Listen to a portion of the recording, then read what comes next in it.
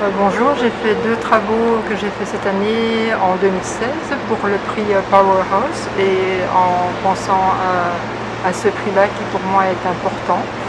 Euh, je n'ai jamais été nommée pour un prix de telle importance pour moi dans le monde visuel. Ce qui est important aussi, c'est de faire un travail spécifiquement pour ça. Donc je présente 100 serviettes hygiéniques, des protège-cils, qui pour moi représentent aussi mon identité intersexe. C'est un premier travail sur cette identité-là que j'avais du mal à peut-être accepter. Et donc l'autre travail, c'est sur l'immigration. Mon travail parle beaucoup d'immigration en vidéo et j'ai commencé ce travail en Belgique avec mon film Adoption en 1988 et puis j'ai travaillé en Corée, puis ici à Montréal ça fait 10 ans, donc je fête mes 10 ans ici. C'est comme une petite réunion de famille, donc ce prix-là, même si je ne suis pas élue pour le Grand Prix, je suis très contente de participer avec Manon Labrec et Alexis Aura qui m'a beaucoup fait rigoler pendant toutes ces 10 années, au Miamix notamment. Merci à la centrale et à la donatrice anonyme et à toute l'équipe de la centrale qui m'ont bien aidé pendant toutes ces années. Je sens vraiment que c'est une communauté et un endroit où je peux m'exprimer librement et donc qui me donne envie de continuer dans le travail artistique visuel en tout cas.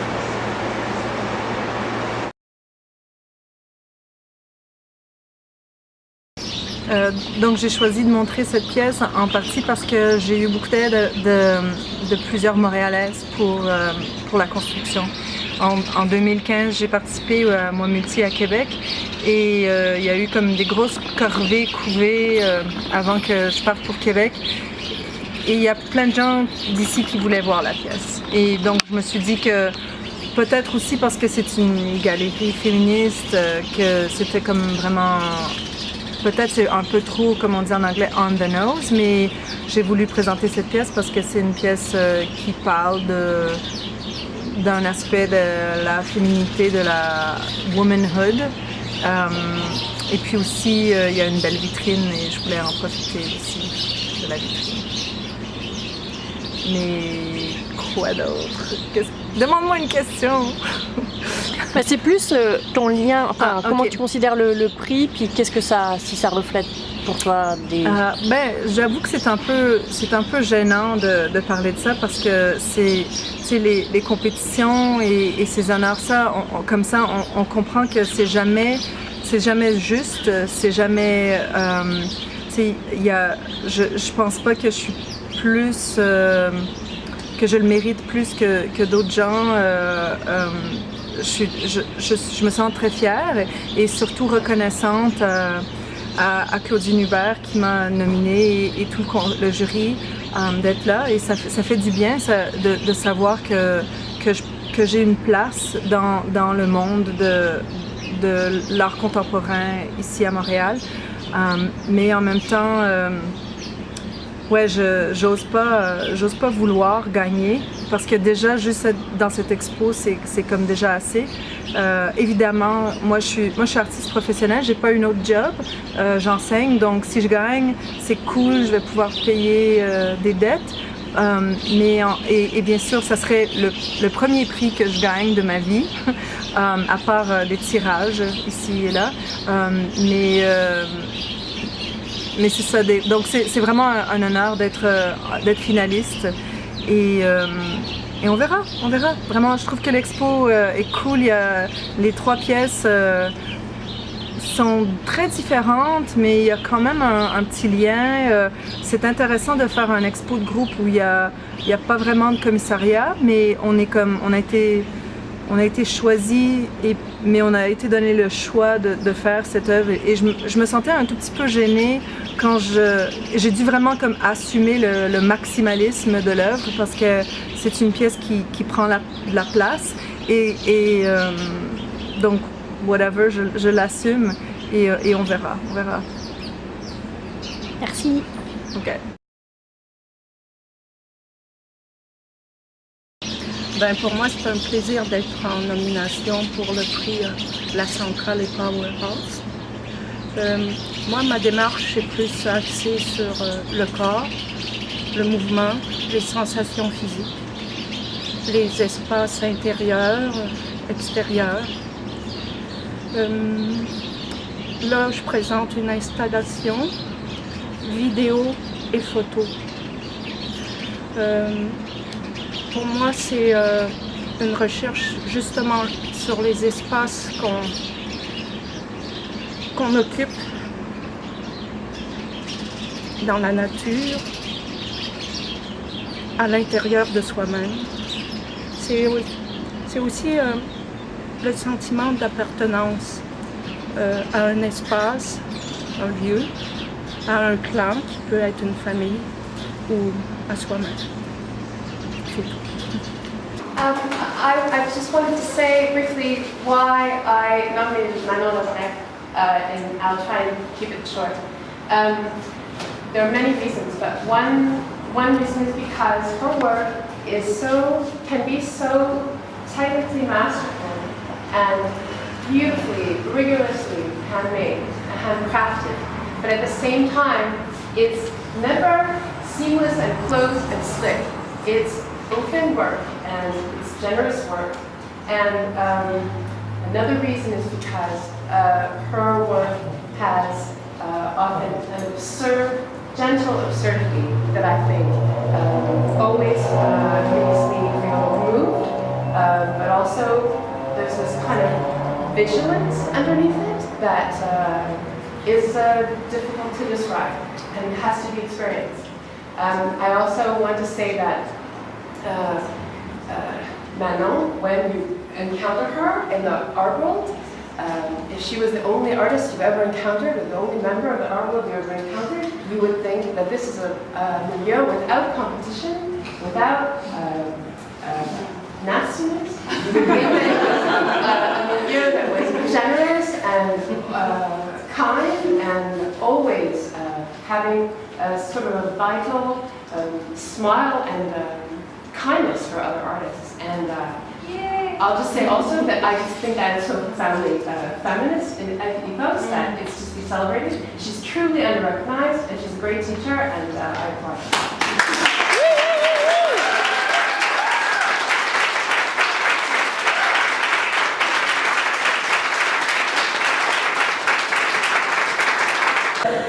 Je m'appelle Claudine Hubert, je suis directrice artistique à Oropo, puis j'ai choisi de nommer Alexis Sohra. Donc d'abord, je veux dire à quel point je trouve que le prix est pertinent, comme les membres du jury, puis bravo aux membres et au personnel de la centrale de continuer à l'administrer. Puis à chaque année, quand la période des nominations arrive, c'est toujours difficile de choisir en fait qui mettre en nomination parce qu'il y a tellement l'embarras du choix de femmes qui rentrent dans ces catégories-là. Alors, mais cette année, pour moi, ça a été vraiment immédiat. Je voulais vraiment que Alexis soit la personne que je nomme. Je l'ai rencontrée à Oropo quand elle est venue faire un projet qui était la première itération de la couvée, si je ne me trompe pas. Et après ça, j'ai continué à connaître sa pratique et je dirais que ce qui me frappe le plus, c'est à quel point elle a un vocabulaire qui est cohérent à travers une multitude de médiums, donc que ce soit la voix, le spectacle, l'installation, le travail même pour ceux qui le connaissent, elle fait des jabots, donc le tricot, vraiment des choses aussi manuelles. Et cette cohérence-là donc, se retrouve aussi dans des savoir-faire qui sont toujours de très haute qualité. Aussi, je trouve qu'elle a une pratique qui est résolument ancrée ici, à Montréal, dans la communauté, à la fois par ses pratiques linguistiques, dans le spoken word, dans la langue, dans la musique, mais dans ses approches politiques. Et pourtant, ses œuvres trouvent des échos partout à l'international, donc elle a fait beaucoup tourner ses projets. Donc ça, c'est les raisons. Et aussi, c'est une personne vraiment super, que j'adore, une personnalité fantastique. Félicitations, je dirais longue vie au prix Powerhouse. Voilà.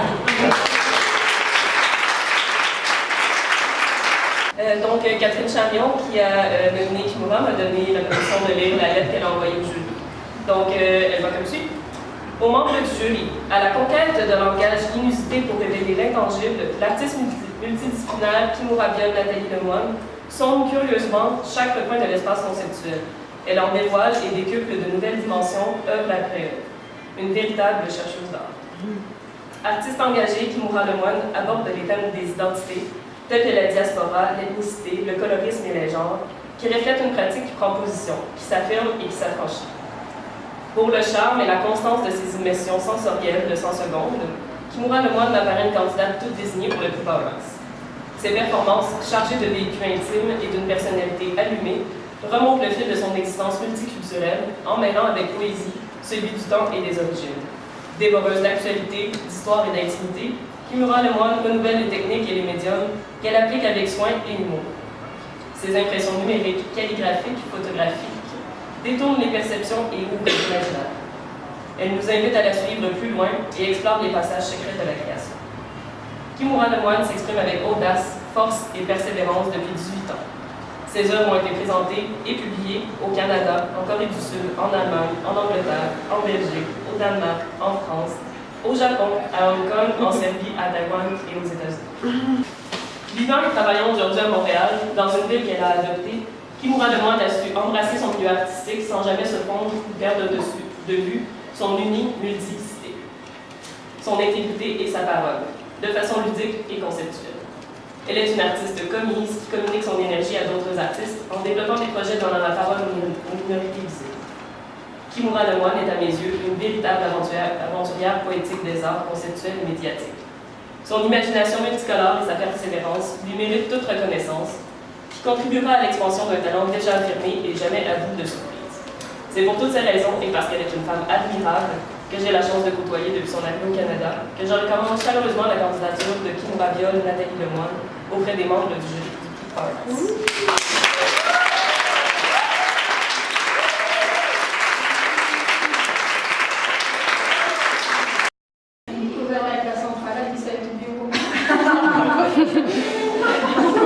Here is the process of my blueprint of my new track. So this is here is the own number is 100 because our work with the number has red and whiteness. So when you do calligraphy, the process is you have a baton that you have to put in water and then you push and it makes the ink. More you push more and more, it becomes darker and darker and thicker. So my process was to put one, and so I took the that I put here to have a print. So the first one are very light because it was very watery, and at the end it's more dark. But at the end, 2 years of what we shot on. And it's also an allegory of adopted children that is a second-hand recycling thing, and I'm anti-capitalist, even though I could say some of my work. But it's all frames that I get from my immigration process from Belgium to Korea, to Belgium back, to Paris, to Berlin, to Montreal, so you figure out which one is the video is about the Orchamps, I don't know if the Orchamps in English, something you don't see in the frame. And this is my lovely cat, he's a Québécois. His name is Kimchi Roger, named by his other mother here. And because I talk about being at my place, and I always long for that, now I came to Montreal because homophobia in Korea. And so I decided to move to Montreal because they were speaking French. It was a bilingual country. It was more open about queerness. And that's why I decided to come here. So this is the place where I lived the longest in my life as an adult. And it's a Saint-Hubert. The Rochon is what I can see from my desk when I pretend to work. And then by chance I had a photo shoot, fashion photo shoot that happened, you will see at the end. And then they don't see me because I put a mirror thing. so they were shooting and using my window without paying me. And then I said that this is the word. It's an interview that I did in Nagano, 8-hour interview. So it's my story told by a Japanese translator with the journalist who is Dainichi, a Korean Japanese in Japan. So it's very complicated, but that's the story of my life. Donc cette pièce-là, c'est la couvée, c'est The Brood. J'ai commencé à penser à cette pièce quand je me suis rendu compte que c'était comme, j'étais rendue à une phase où c'était comme too late pour avoir des enfants. Pas que j'en aurais plus, mais juste à réfléchir au fait que un homme, il peut produire des spermatozoïdes jusqu'à ce qu'il soit 90 ans. Mais la femme, elle est née avec les œufs qui pourraient être fertilisés. Donc, en moyenne, il y a 483 œufs qui sont dans le corps humain d'une humaine femelle quand elle est née. Donc, j'ai commencé à penser un peu à la représentation physique de ces œufs. Et c'est quelque chose qui s'est élaboré petit à petit. Je voulais au début créer un aperçu vraiment macroscopique avec ces gros œufs de papier mâché, puis un univers contenu à l'intérieur. Puis après, quand j'ai commencé à vraiment m'obséder sur le crochet et le fil, j'ai demandé à des amis à m'aider à construire. Puis on a eu une série de corvées couvées qui ont été vraiment intéressantes parce qu'il y avait des femmes qui avaient 21 ans, des femmes qui avaient 57 ans. Puis ça donnait comme une expérience de vraiment parler de plein d'aspects de ce que c'est d'être une femme, les ovulations, les menstruations. Donc, je sais pas, c'est drôle on peut reconnaître des fois qu'on est comme presque un cliché à être une femme artiste qui fait du travail qui est tellement féminin, mais dans ce contexte-ci, je me sentais bien entourée pour pouvoir vraiment présenter cette pièce. Elle commence à faire sombre, donc on peut percevoir l'atmosphère lumineuse de la pièce, mais autrement, c'est très éclairé. Il y a aussi des haut-parleurs dans quelques-uns des œuvres. Des lumières qui interagissent avec la trame sonore. Mais je voulais représenter quelque chose qui est joli, mais un peu malsain, un peu comme... un peu film d'horreur, mais avec un côté très féminin. Puis, ouais, c'est ça. Merci beaucoup à toute l'équipe de la centrale, surtout à Claudine qui m'a mis en nomination.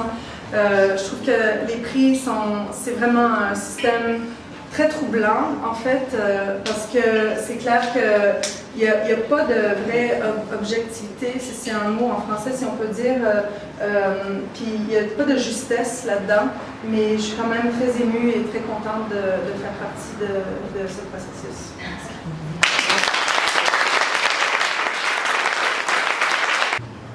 Je m'appelle Manon. Moi, j'ai fait un bac en danse contemporaine. Ça fait que ce qui m'intéresse vraiment, ce qui me titille, c'est le corps, le mouvement, les espaces internes, externes, les sensations intérieures, les expériences physiques de la mémoire physique. C'est un peu tout ça qui anime. Ça fait que ma pratique...